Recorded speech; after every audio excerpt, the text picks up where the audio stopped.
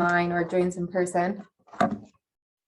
Yep, perfect. Awesome. Well, let's start out today by just going around the room briefly and introducing ourselves. So my name is Kate. You guys all know me. I'm the team leader here at KW Living, and my business before I stepped into a leadership role was almost 100% referral based. So this is definitely something I'm super passionate about teaching, and I trust you are referral and relationship based agents and you're here as well. So Katie, tell us a little bit about yourself and what you're looking to get out of the class today.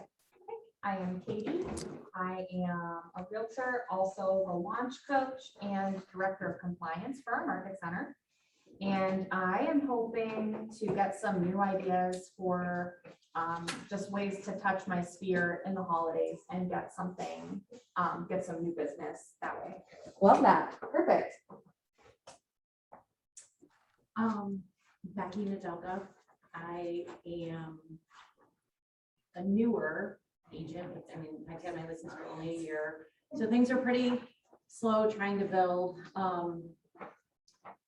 I am definitely looking to figure out how to grow my client base and with referrals and things like that. Love that. We can definitely cover that today. Perfect. Perfect. How about in the back? What you're looking to get out of the class today, introduce yourself in case people don't know. I'm Janine, in case you guys don't know me. I'm looking just at new ways to get referrals. Perfect. For sure. I can cover that. And I am Rick Tannenbaum, and yeah, I think I'm here for the same reason, just to learn how to ask differently for referrals. Love that. Super bad joke. Does anyone watch The Bachelor or The Bachelorette in this room? That just reminded me of what you said, Rick, when you said I'm here for the same reason, when they always said they're here for the wrong reason. Right. You're here for the right reason. Okay. Just got, I'm like a month and a half in, so just here to learn everything I can. Love it. It's all been said, no? I know, that's okay. That's okay. I think we're all here to get some referrals, Ways right? to reward a referral. Reward I just a took a training session for businessmen, Love it. and they were like, as soon as you get a referral, you should reward them, whether it's good, bad, or. Great. So rewarding referrals, we can definitely cover that. And here, I have one more pen. Do you agree with that philosophy? Yes, I do. I do. And we'll cover a couple different ways. So it doesn't always have to be in ways that you might think it does. So perfect. Again, my name's Kate. I'm a referral-based partner and definitely relationship driven. Do I have permission from everyone in the room to make this as interactive as possible today? Yes. Awesome. Sounds good. So we'll use my trusty whiteboard. I'll call on some people for some help. So yeah, let's dive in. So a couple things we're going to cover today in being a referral and relationship-based agent. I have the 5 S's up here for what I believe is just the absolute core of how to be relationship and referral based. So today we'll talk about service, specializing, social media, strategic partners, and systematic business. And these are all printed on your handouts. So if you need more room or an additional piece of paper, we do have some extras up here. So if you run out of room, let me know. Okay. Let's start with service. Okay, so who in here has ever read the book called Raving Fans? Becky, Rick? Been a while? Can either of you guys just share with everyone else in the room what Raving Fans is about? Probably not. I was in college when I read it. Yeah, no It's problem. No, go ahead. That's okay, Becky. If I remember correctly, it has been a while for me as well, but basically you want to, the people that you service, essentially, you want them to rave about you and you want to provide them the best service possible so that they have positive things to say when they're talking about you.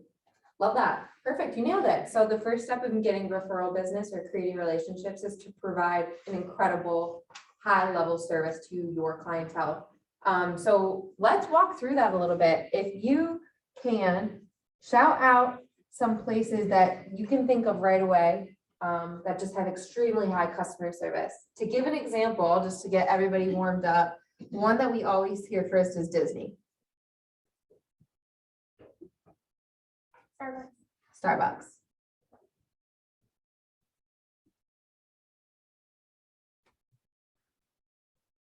Apple. Apple. Tesla. Tesla. Blossom.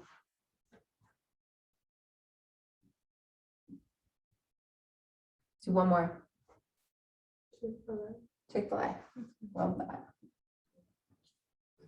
Thought it was gonna be McDonald's. All right, so, Disney, why does everyone feel like Disney has incredible customer service? It's the happiest place on earth. B. What about Starbucks? I just feel like they always like know your name, like know what you want to order, make small talk, care about you. Love that. You got an easy name. I go there every single day, so. What about Apple? What do people like about Apple? User friendly. What was that one? Just their products and Their products. What else? Any other reasons people like Apple? I think it's everything that they have works with everything else that they have. Yeah. It's all sort of interactive with one another. Super easy to use, yeah. What about Tesla? Why do people like Tesla? Rick? I like the same reasons that they like Apple. So, How about innovative, uh, tech forward? Customizable? How about Blossom? Blossom makes the fans happy. They Who's do everything Blossom? that they can. It's a venue, concert venue. Concert venue. Oh, that plus? Blossom Music Center, yeah. oh, yeah, I didn't know what we were talking about. Sorry, I volunteer there and it's all Oh. about whatever the guests want. So customer like Disney. experience? Why they Yeah. charge so much for their chairs? Yeah. How about Chick-fil-A? They don't. Amazing. So quality? Customer Quality. experience. Oh, you guys. What else? What else about Chick-fil-A? Quality? Customer service. Fast drive-through, no Right. matter how long the Efficient. line They're is. very efficient, I would say that. Only in Sloan. The one by my house on Harvard is slow. Really? That's because they have a lot of people. All right. Okay. So let's talk about how these things can fit into your real estate business. So in what ways can we take some customer service tips and tricks from some of the best brands in the game and apply it to real estate? Making it personal. Yeah, Getting to tell me know more your about that, client. Katie. How Like do getting you, to know your clients and remembering, like what they like at Starbucks, or like talking to them about their family, or their job, if they, just getting to know them really well. yeah, so where would you get to know your client at? At showings, at the buyer consultation when you first meet them, and then just throughout the process. Raise your hand in here if you work with buyers. Everyone works with buyers here. How many of you have a buyer's consultation? Half of us. Awesome. Katie, talk to us a little bit about why you have a buyer's consultation and what that looks like for you. So, even from a safety standpoint, it's just good to get somebody somewhere in public without being in a house with them where you've never met them before. So from that standpoint, I do it, but also just because I tell them that it's to help them understand the process before we get started, get to know a little bit about them and what working with them is going to look like, what their schedules are like. If it's not, then I know if it's somebody, if I'm going to need to show them houses only on weekends, or if they have like 3 days that they're completely unable to be reached for work reasons, like I know that. If they have a job where they travel a lot, things like that. And also just nailing down what they're really looking for in a house so that we can efficiently get them there. Yeah. Because I feel like most people who look at 50 houses don't really want to do that. but they just don't have a really clear picture on what it is that they want. So helping them to get clear. Yeah, I love this. So this sets expectations for the rest of the transaction, right? Love that. So we get to know our clients. What else can we take from these companies? I feel like if you're going, like, talking about like user friendly, maybe making it like a seamless process for them. Love that. Tell me more about it. I guess just making it, obviously, like, even buying right now is extremely stressful, so I guess like. Is that me? Yep. Why is it not? Oh, you. Jeez. So I guess like setting kind of like expectations and letting them kind of know what they're in for. And just trying to make it like the least stressful possible for them. Yeah, totally. We always say too, if your client has to ask you a question, you haven't done your job thorough enough. So you should cover so much information in that first introduction and throughout the entire process. You should be explaining so much that they have no questions. So that's a great one. What else? What can we take from these companies?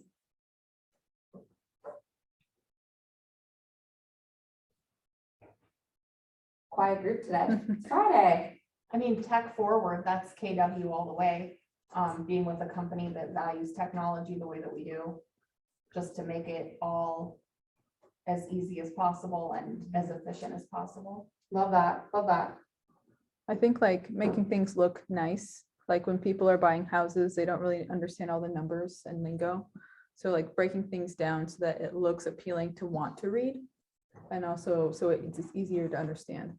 Yeah, I love that. Rick can attest to that. He just put together a new buyer's consult that looks amazing. Yeah, thanks. It's designed by his A1 wife. All right, let's do one more. What can we take from these companies in real estate? Just Making the overall, client. Oh, go ahead. quality customer service. Yeah, tell me more about that.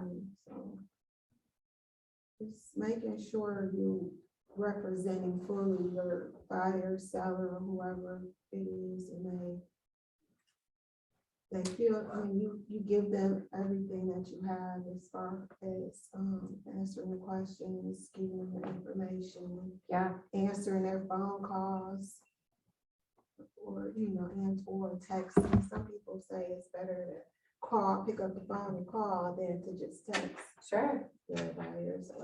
Yeah, I love that. And that can be covered too, right here in the buyer consult. So that could be a question. Do you prefer to buy or do you prefer to text or do you prefer to call? Hi, Laura. Hi. Raise your hand in here if you've ever had, Laura, you can have this handout too if you want to. Take some notes if not, just join in. Raise your hand in here if you've ever had a really horrible experience at a restaurant. All of us. Anyone care to share what that was like? Why was it so bad? Denise, tell me about it. Don't tell us the restaurant, but tell us why it was so awful. Just, the order is wrong, and when you are dining in and your wait staff is on the phone and not, they forget things and bring them out, your food is cold, like, I am really big on customer service and I really don't like it. Yeah. So imagine what that would be like showing up to a buyer consult, right? If we're on our phones or if we're at a showing, we're on a listing appointment, we're checking our tags, looking at Instagram, talking about things that maybe don't pertain to the sale of the home. Maybe that looks like being not communicative enough. Maybe it's not explaining things fully. Maybe it's being short when people ask us questions. What else do we have to say about it? Has anyone else had a bad experience at a restaurant? Just tell me about it. Why was it so bad?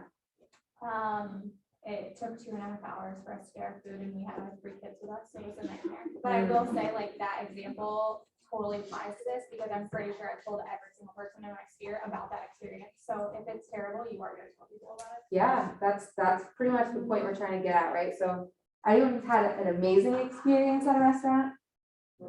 Do we all just see Keisha walk in with a big smile serving Janice her food? That's customer service That at a is restaurant. Excellent customer service. So who can agree that more times than not, we share our negative experiences than our super positive experiences, right? Does anyone want to know, does anyone know why that is? Because we expect great customer service.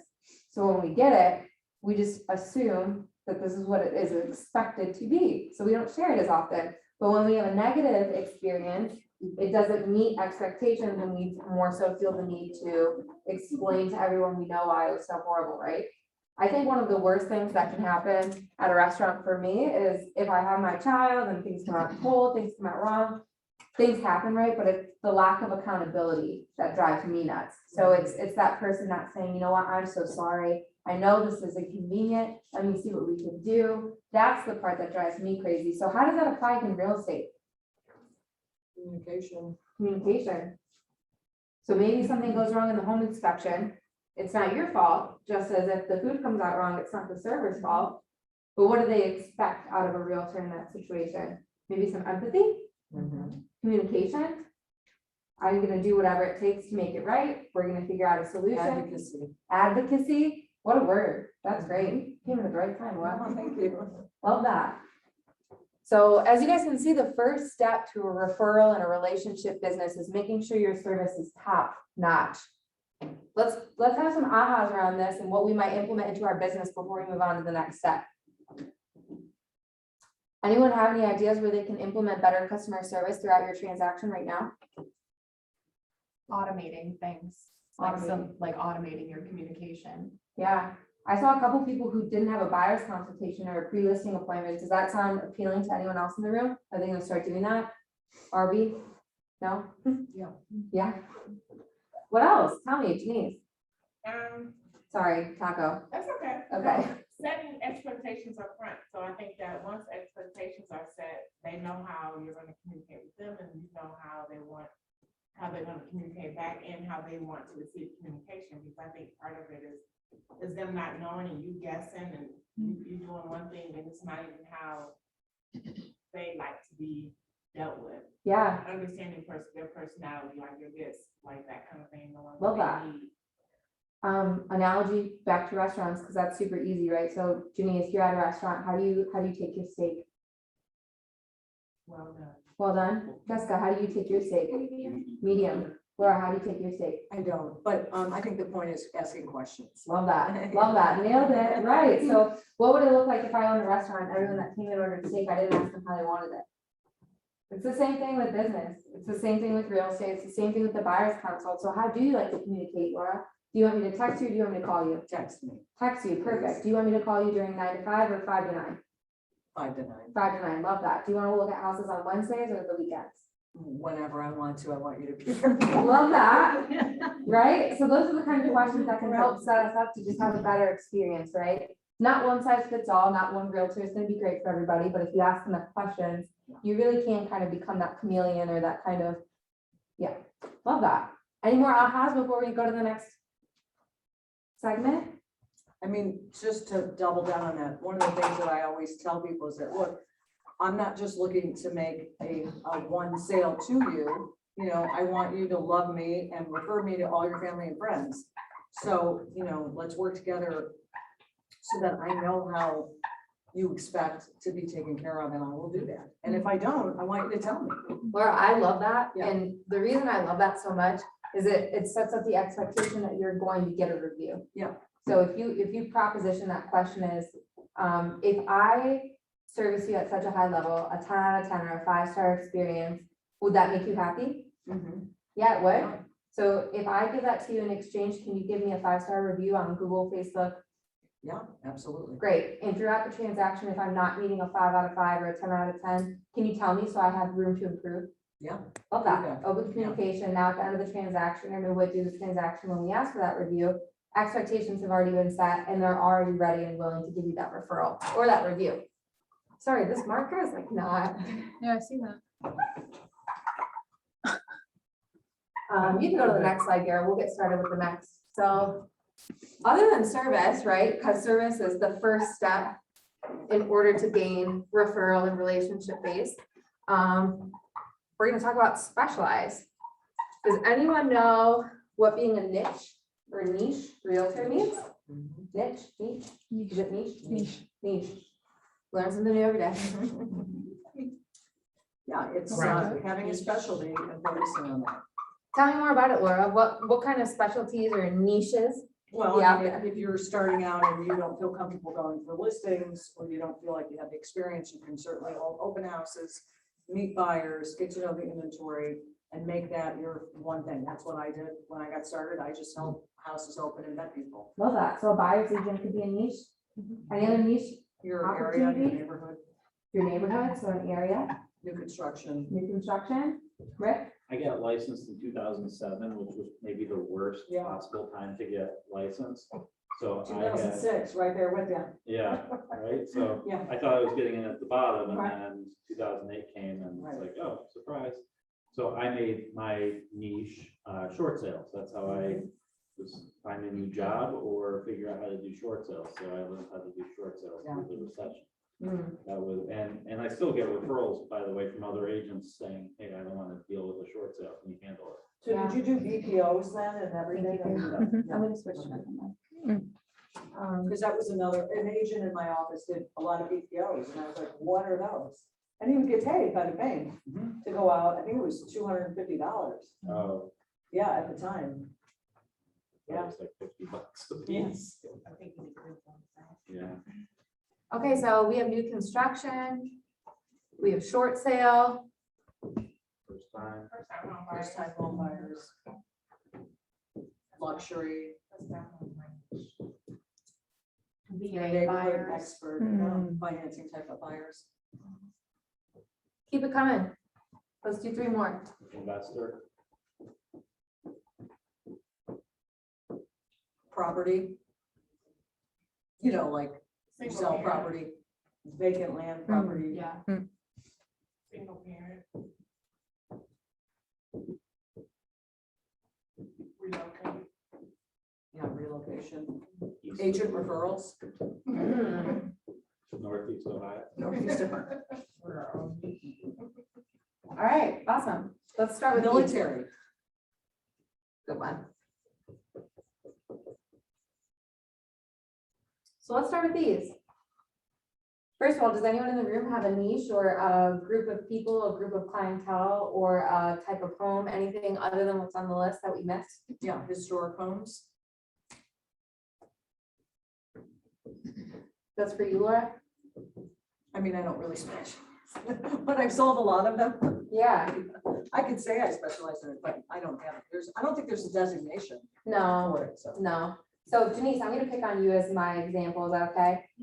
So you mentioned to me that first-time home buyers was your specialty. Tell me a little bit more about that. So how did you know that that was your specialty? I didn't, during when we shut down last year, I took a vote and we're like, Yeah, I got it too.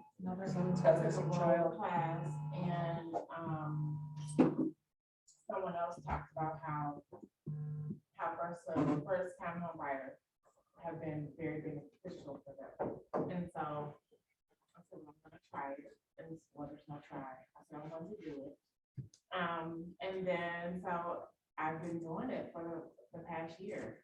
And I actually like it. I like talking to first time home buyers because they're green, they don't know a lot, you know, they do need a lot of hand holding. And I feel with my personality, it kind of matches with that. I love that. Being an SC.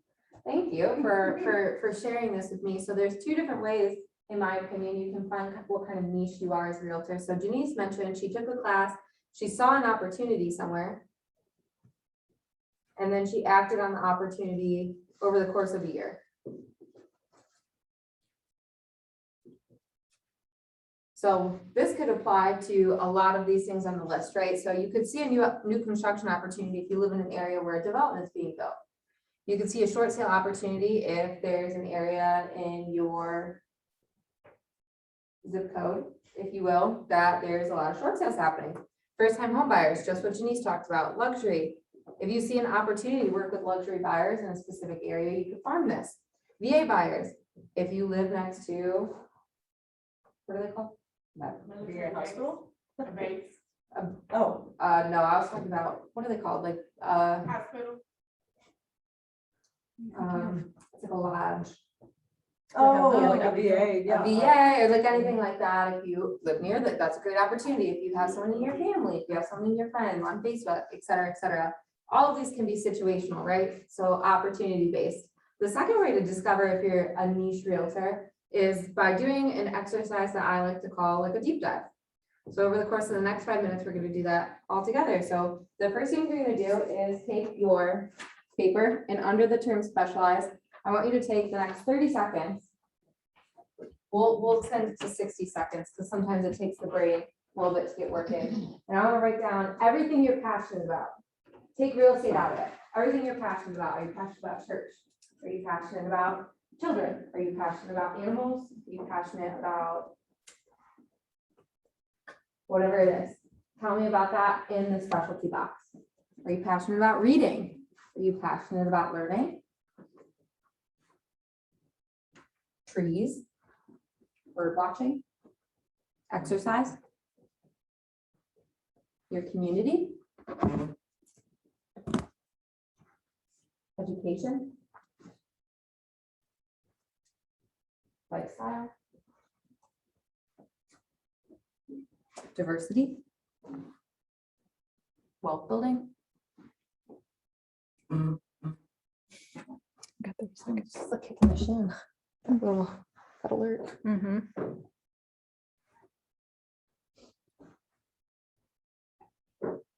Remember, take real estate out of this exercise. So imagine you are not a realtor for this exercise and tell me everything you're passionate about. Is it fine dining?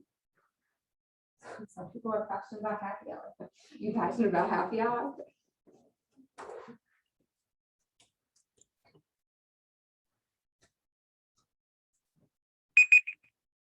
We'll go 10 more seconds. 10 more seconds. I see pens slowing down. So 10 seconds. Maybe write down 1 or 2 more things that you're truly passionate about.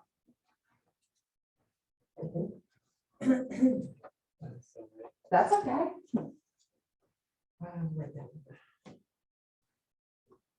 All right. Okay, great.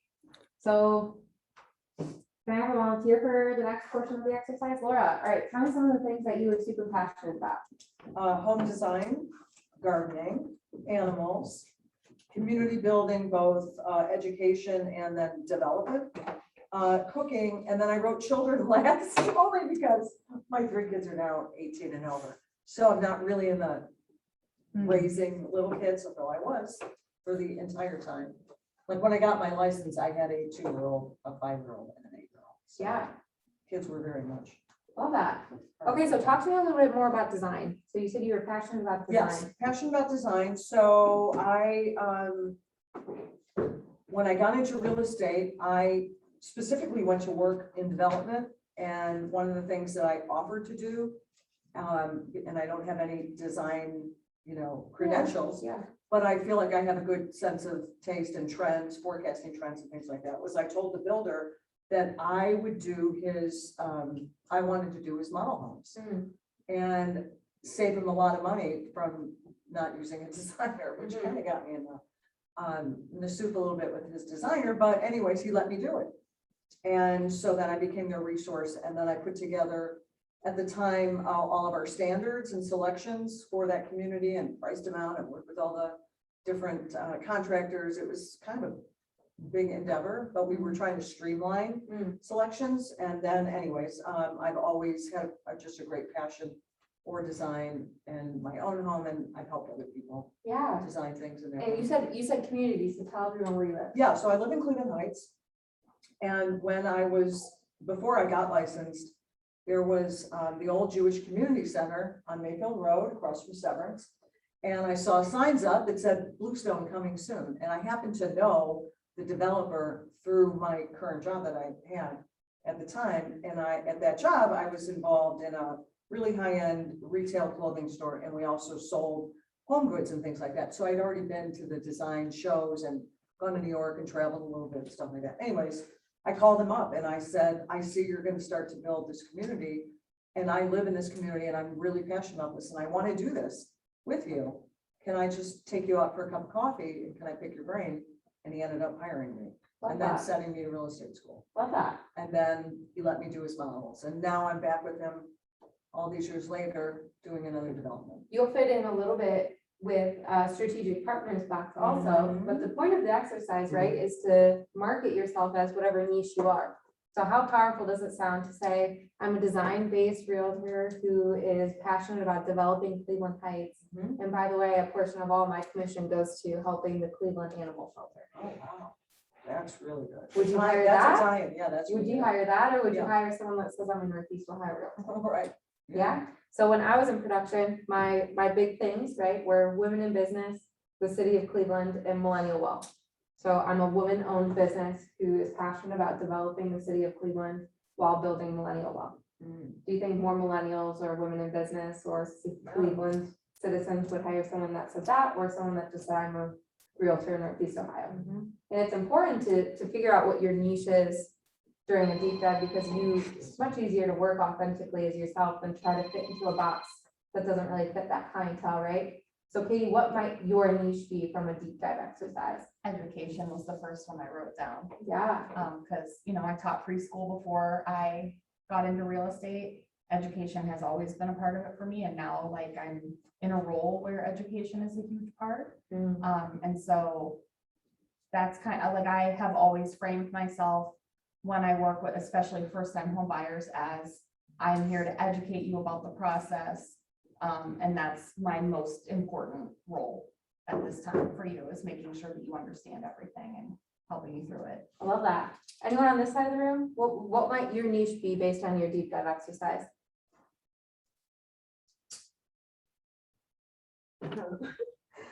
Well, I put lifestyle. So you want to have a certain, like in certain areas, you have a lifestyle where you can go walking in the neighborhood or have fine dining or. Love that. things like that. Yeah, love that. Anything else? I put kids as the first one, so I feel like mine would be like families. Yeah, so helping houses feel like homes and things. So the point is, right, Generational wealth building. wow, that's a powerful one. I love when that comes up in some of these classes, because I think sometimes as realtors, we talk about generational wealth as realtors, but we don't talk about generational wealth as home buying, which is the first step of generational wealth, if you've ever taken any kind of wealth building classes. So that's awesome. I love that one. So it's pretty powerful to say I'm a realtor who's passionate about developing generational wealth for my family and yours. That could definitely be a head turner instead of someone that says I'm a realtor in Northeast Ohio, right? Awesome. Cool. Any ahas before we go to the next step? I have one aha. It's, when you're starting, it's so important, I think, to find a niche and follow it, but to also know that once you have that niche sort of not locked down, but mastered, it is then much easier to start to move into other areas, So true. like 90% of my business was always in the Heights, and it's not anymore. So my market's expanded, but I don't think I would have gotten there had I not started there and sort of grown the circle out. Well, that's Laura, I love that you brought that up, because that's the whole point of getting referrals, right? You have to be a specialty in your field to get referrals outside of your field, right? So how are you going to look for business in your one specific authentic area in order for those clients to then say, you know what, Laura was the best experience you've ever had, you have to hire her as a realtor. They might not say, she's only Cleveland Heights based, Right. but they will say she was extremely design forward, she loves the community, et cetera, et cetera. So great point. That was a really good segue. Well, I think that kind of answers my question, but Kate, you had mentioned that you're passionate about the city of Cleveland. Does that mean, I know you're an actor now, would you not have sold an actor when you were selling? I actually live downtown in Cleveland, so part of, But, no, I know, I'm saying now but you grew up in the Akron area, now you're currently an Akron, so if I came to you and said, I'm Gen X and I want to move to Akron, would you, well, why would I go to you and say I'm Gen X and I want to live in Akron if you're the millennial city of Cleveland? so I will And I don't say think you this, would turn me down. I don't think, you probably would have, if I was gonna go buy a $300,000 house in Akron, you probably would have been, sure, let's go, right? so I will say I was in the position where I didn't have to take every transaction that came to me. So if it was more than 30 minutes away from me, I would have referred it out because I didn't feel like I was the expert in that area.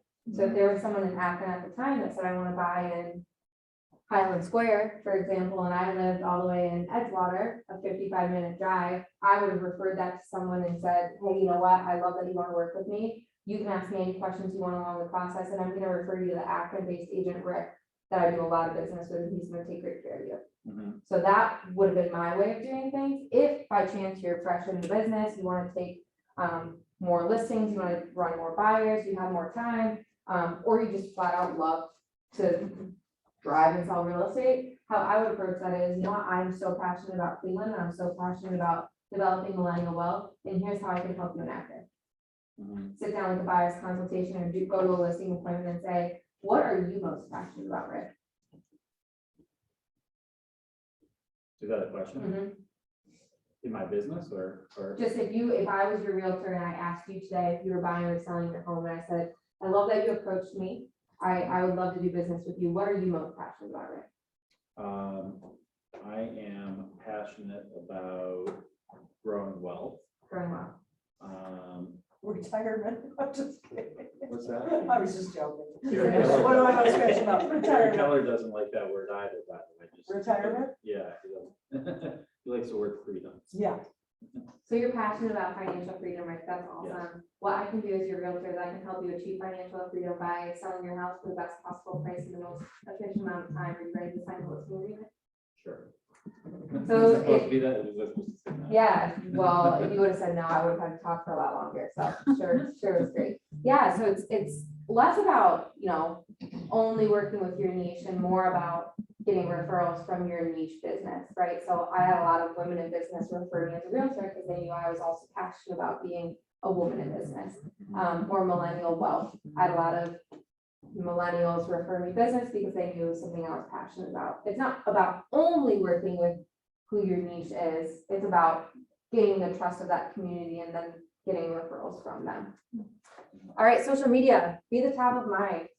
Anyone, social media and gurus in here? Definitely not. I don't know. Very much a novice. I understand social media. I mean, I do a lot of social media, but I don't do it. When you say you do a lot of social media, what do you do? I mean, I post a lot, but I also engage in a conversation with the people who comment on my page or on their posts. Make it conversational, so it's not just like I'm sticking stuff out there and posting them for 2 days. Yeah, I agree. I think that's currency to people, not just liking, but actually commenting is currency. So the more I do that, I notice the more, it comes back. It comes back. And it's really just kind of building a face, trust. It's shocking how many people friend you that you don't even freaking know. I don't even know where I would know them from, but like it just grows exponentially. And I've gotten a lot of business this year off of Facebook. I've been trying to do since Tuesday at Bold. I've been trying to do that 10-10-5, and I gotta say, maybe it's because Gen X and not millennial generation again, but it is hard. It's really hard to. The coach was like, oh yeah, in 10 minutes, in 1 minute, you'll have 10 likes. I'm like scrolling through. Nope, I don't want to like that. Don't want to like. Rick, tell us for those in the room, what a 10-10-5 is. So what does the first 10 stand for? 10 likes. So 10 likes, What am I getting 10 likes or am I giving 10 likes? you're Giving- giving giving 10 likes. likes. So this could apply for Facebook That's right. and Instagram. TikTok if you're super fancy. Okay, so Facebook and Instagram. What about this 10, Rick? That's 10 comments on people's posts. And this is for Facebook and Instagram. And what is the 5? 5 direct messages. What do you say in the direct messages, Rick? Happy birthday. That's a good one. Congratulations on your anniversary. I would How Love have you that. been doing? How are the kids? thought about you today. What about Yeah. I'm grateful for you. Grateful for you. That's a good one. That's a good one. So you're talking about through Messenger? Yes, yes, yes. So if there's not something you can say to someone, you can say you haven't talked to them in 6 months, but you want to reconnect with them and you just don't want to feel salesy, you don't want to feel weird. What's something that you could do or a conversation you could spark that feels really authentic with that person. Ford. Ford.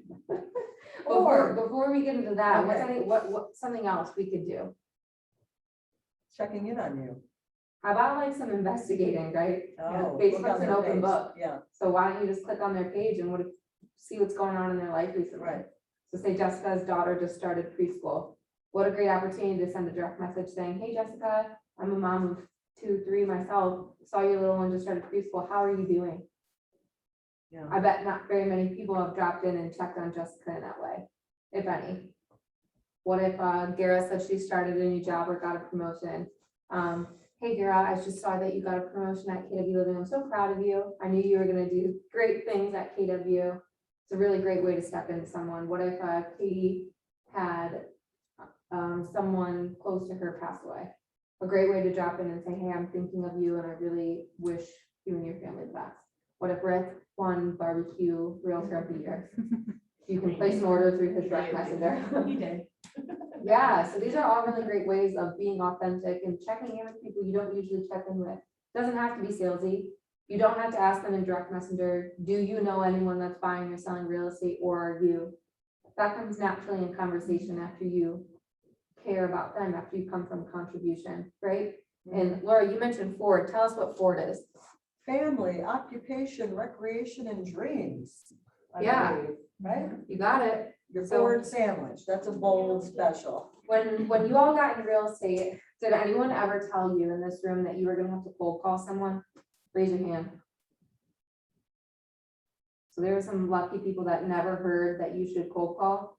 That's great. I got into the business and the first couple words I heard were cold call and pick up the phone. So luckily for you all, you didn't experience that this time around. But if you were to cold call someone, or if you were to look at your database, who has a database in this room? Most of us, yeah. So where do you guys keep your database? Your phone, spreadsheet, CRM, Facebook, Phone and CRM. phone, CRM.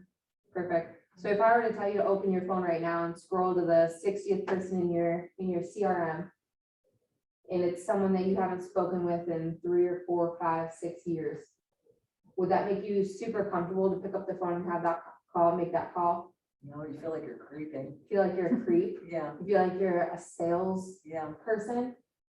Does anyone else experience that? Yeah, so Ford is a great way to activate conversation with people you might not talk to often or you want to re-engage with. And you're right, Laura. So you ask them about their family. How's the family doing? COVID's been crazy this past 2 years. How's the family holding up? How is everyone? Occupation, how's work? Are you working from home? Are you going crazy? Are you back in the office? What's that look like? Recreation. What have you guys been up to? Have you taken any vacations this year? Are you planning a vacation next year? Is your daughter finally getting married? What does that look like? Your dreams? Take out the word finally. Oh, Your daughter finally. my parents got asked that all the time, but dreams. So if I were to find you a dream house tomorrow, would you move in? If I could offer you the exact amount for your home today for the perfect price, would you move? Or take real estate out of it completely?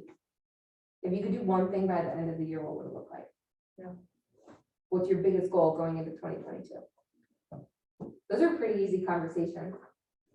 And really rewarding too. If you throw a G at the end of Ford, that's a nice, grateful for you. Oh, grateful. Gratitude, always easy. So social media, we always follow the 10-10-5. And Rick, you told us it was a little bit difficult for you because you don't want to like everything, you don't want to comment on everything. Right. Yeah, are you still feeling that way? Yeah, maybe I'm being too selective on the likes, but it's like, Yeah, okay, like well, brother. I mean, no disrespect in this room, but like Janice posts something, why do I, the point of me liking it isn't, I mean, I might like your post, but that's not one of my 10 likes. I don't think that's supposed to be one of my 10 likes, because I'm not asking Janice for referrals, right? But I would challenge you to that's think not about that gonna- differently because algorithm on Facebook and Instagram says differently. So the more people you comment or like, despite, See, I've been going through, okay, their real estate agent, Oh, you their don't have to do mortgage that. lender, Yeah, like, you are these are not overthinking it. people that I need to like their posts. Oh, here's a high school friend, here's a college. yeah, friend. you're Those definitely are- overthinking it. So basically how Facebook and Instagram works, and Jessica happens to be a social media guru herself, but how social media works in general is the more likes or comments you give despite the audience, they'll automatically assume you use their platform more and you'll show up in front of more people.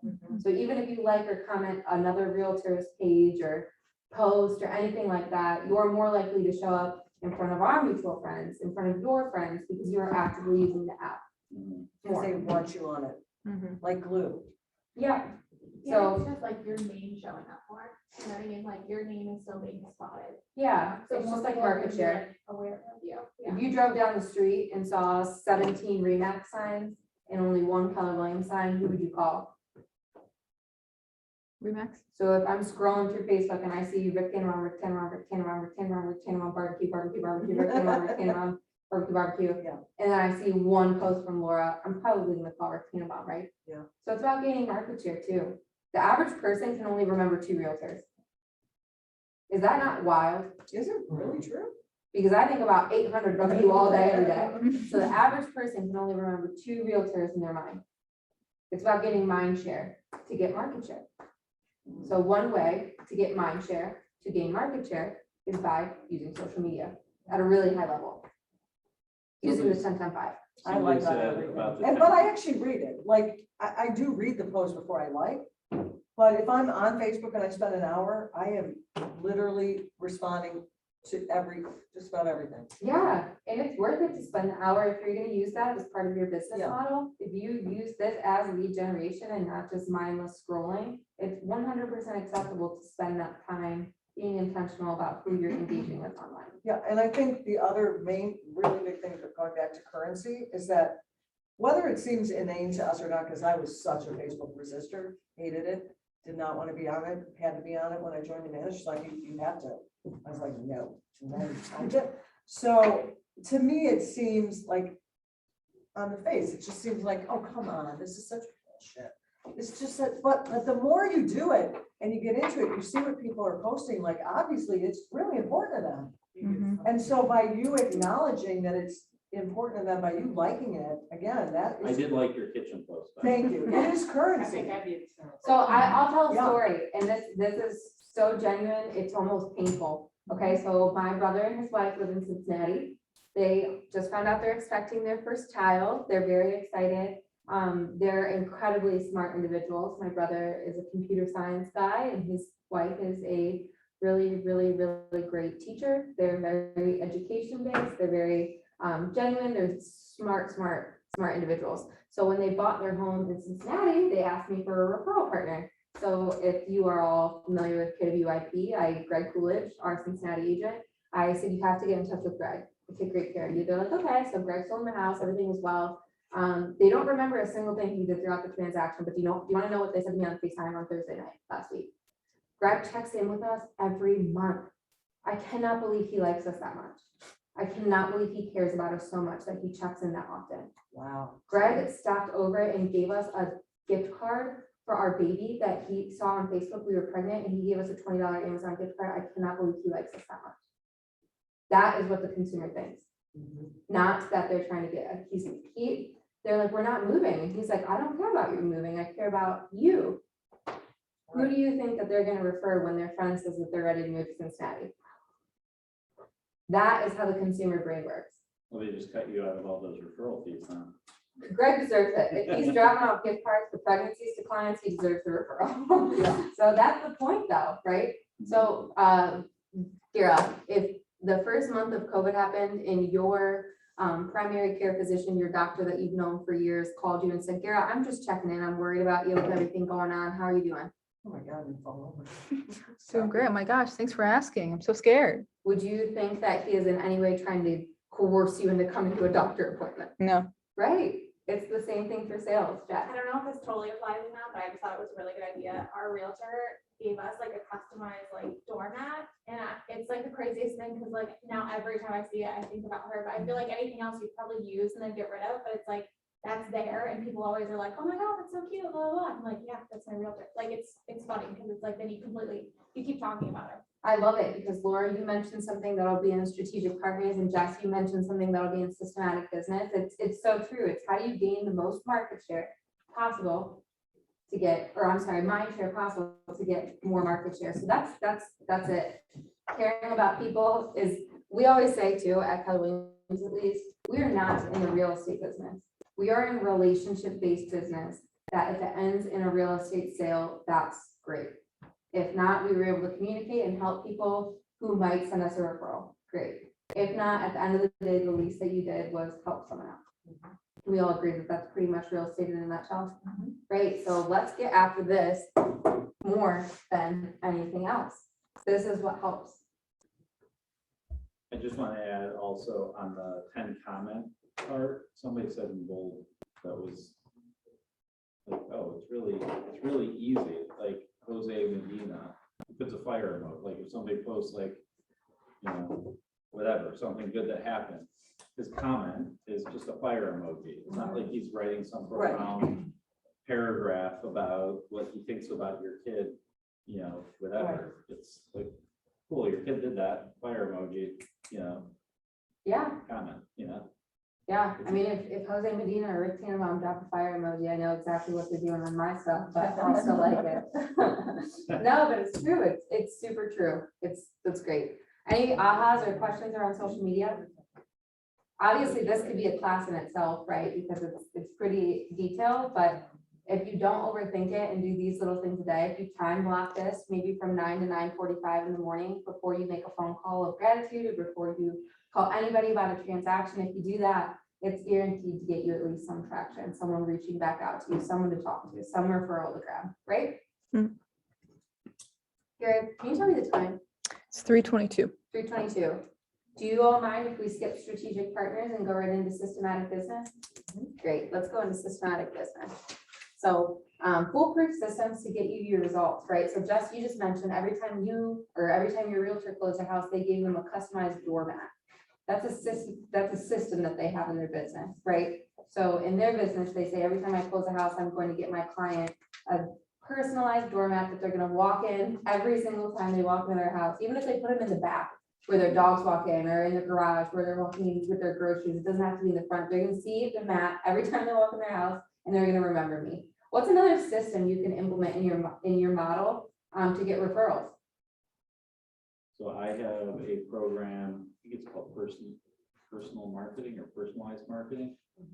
And every closing, I pay $22.50 for that client to go on this program, and every month for 5 years, they're getting something in the mail. It might be return labels, it might be a market analysis, it might be a recipe card. Love that. Every month for 5 years, and it's coming up, it's the system. I mean, it's systematic. I'm not sending them every month something. It's going out automatically. I love that. And that's a true system. And that's great. I love that. And what if in addition to sending them something on the 30th day, you called them and said, hey, you've been in the house for 30 days. Congratulations on your 1-month anniversary. How do you like it so far? Is there anything I can help with? So that's another system I have. Every closing that we have goes onto my Google Calendar as a recurring event every year.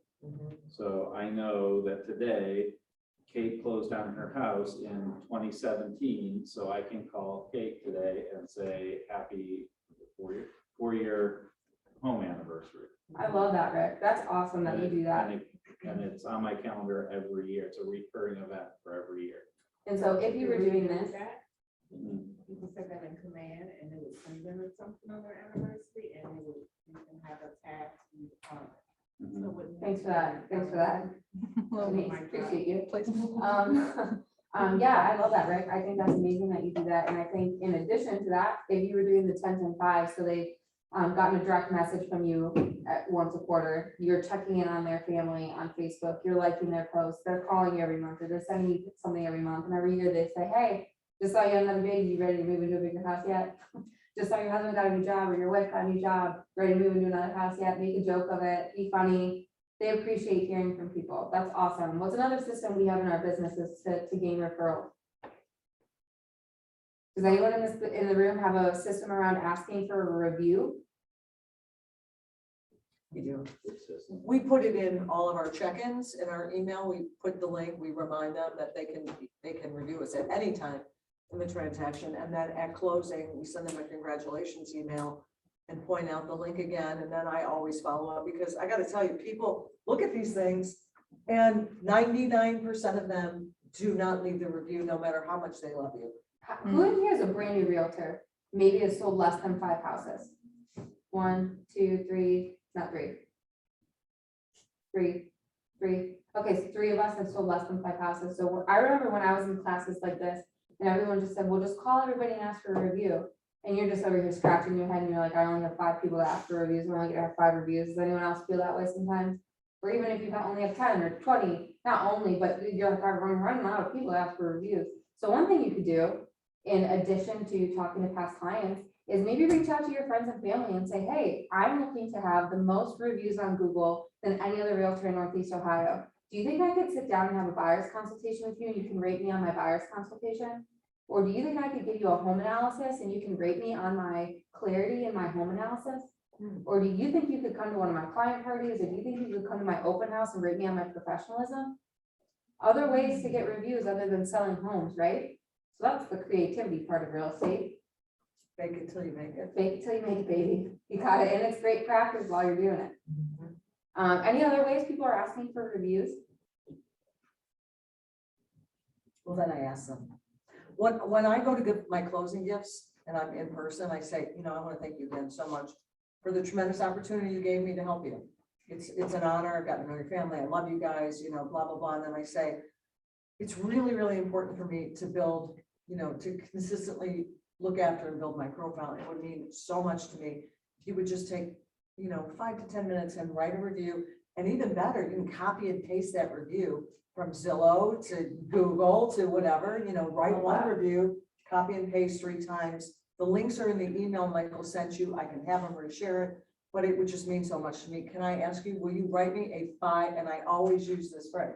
Will you write me? Because I don't want the review unless it's a first. I do not want it. I won't ask. If I even think there's, like, I'm not getting a 5-star review, I don't ask. Because why do you want a less than a 5-star review? Well, I don't. so I where say, is Holly? yeah, and I also add, in any information and detail you want to add, it's more the merrier. Because people are engaged by reviews that are more than just. So has anyone on 5 stars. Facebook or in an email chain or anything, has anyone seen someone post a GoFundMe for someone in their lives? Something maybe bad happened, something great happened, they want a bigger opportunity. Have you read that and said, I feel compelled to help? Yeah. Because I like them? Yeah. Anyone in the room other than Laura? Anyone seen that? Yeah, so what would it look like if once a quarter you posted on Facebook or reached out to your friends and family and said, I have a goal of helping 12 families this year? Do you have anyone that you have in mind that I could help?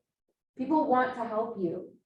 It's people's nature to help other people succeed or to give them things that they need. So if you put it out in the world, hey, I have a goal of helping 50 families in 2022. I'm putting my list together now. Do you have anybody that I should be talking to right now so I can help them in February, March, April, or May of next year? People want to help you. If you put on Facebook, I have a big goal. I want to help 2 more families. I want to take 2 more listings and have someone have a new home for the holidays. Who can I talk to? Do you think people are more apt to send you a referral if you actually ask for them? Do you think people are sitting at their house right now, cooking their dinner for the families, getting ready for the weekend thinking, darn it, I can't believe I didn't send Katie a referral this week. It's out of space, out of mind, or out of sight, out of mind. So if you're not asking for them, what does that look like? And how can you set up a system around that? You do that once a week? No, probably not. That seems a lot. Do that once a quarter? Maybe. Do you post on Facebook once a quarter and then call your sphere right after and say, I'm not sure if you saw my Facebook, but I'd really like to help 2 families. Do you know anybody I can help? What does that look like? Excuse me, does anyone in the room do that? Seems like an opportunity. If no other realtors are calling your sphere asking for things, I think that's a great reason for you to start today, right? Back to reviews for a moment, something that we've done, we were collecting all of our reviews on Zillow for a while. And then when I stopped being a premier agent on Zillow, I had this fear that all my reviews were going to disappear. I still think that might happen. So what we did was we copied and pasted all of our reviews from our past clients that did it on Zillow and said, hey, we're trying to expand our reviews on other platforms like Facebook and Google. Here's what you wrote about us on Zillow. Would you copy and paste this into a Google review or into a it's easy for them. They don't have to think about it. They don't have to think about what did Rick do, or what did I think it 2 years ago, what did I think about a server? Like, I just have to copy and paste what I already wrote into the new link. Love that, love that. Google's not going anywhere, so Yeah. Google's a great place to get reviews. Facebook's not going anywhere. It might be called Meta soon, but it's not going anywhere. So, yeah, great places. I want to be super respectful of your time, so we're gonna wrap up without the strategic partner section, but I would love to hear 5 ahas before we depart today. So what's something that you learned today, or maybe just were reminded of that you're gonna take and put into your business this next upcoming week? 10-10-5, it's the 5, 10, 10, 5. right, Love the that. 5 I forgot about. 10, 10, 5, 4 more. You have to ask. You have to ask for referrals. You have to ask. How do you know, how do people need you, know you need help if you're not asking for it? Love that. 3 more. I think for me, like for the beginning, when we were talking about like customer service and stuff, I think I tend to like jump right into business and like I need to ask more questions and like retain more personal information so I can resort to that in the future. That is so powerful, Jess. I think that's a testament to understanding what style of business you like to conduct and recognizing that a lot of other people don't like to do business like we do. I'm a extremely high D2, so I've caught myself in that multiple times. 2 more. I like I never really thought about it, but get mind share to gain market share. Mind share for market share. That's all it is. Only space for 2 in these nuggets. So gotta make sure you're one of the 2 and the better of the 2. 1 more? 1 more? I would say just rewording your specialty, like whatever your niche is, like rewording it so that it sounds a little sexier than just saying, I'm the best realtor. Yeah. What does that even mean? You're the best Right. realtor in Northeast. How does that even mean? You're nicest? Best looking? Drive the nicest car? What does that even mean? Yeah, I love that. That could be a whole other class, by the way, branding. Branding, It yeah. could be a whole other class, but it's something to just scratch the surface of what are you putting out into the world? What is the image your business is portraying, right? Because it's your business, not just you. So what does your business do for people? What is your business like? Love that. Let's do a bonus aha just for good luck. 1 more. Or 4. How's your family? How's work? Well, we wouldn't say what's your recreation, but you would say, what's going on? If you could do this by then, what would that look like? Love that. All right, awesome, guys. Well, thanks so much for coming. Thanks everyone online. Again, my name's Kate, for those who might not know me, and this is Gara. You probably receive emails from Gara on a regular basis. So if you ever have any questions, you can come to either of us. Yeah, so happy to host you guys. Love it. If we could expand on this to a different class, what would you guys want to hear more about from what we talked about today?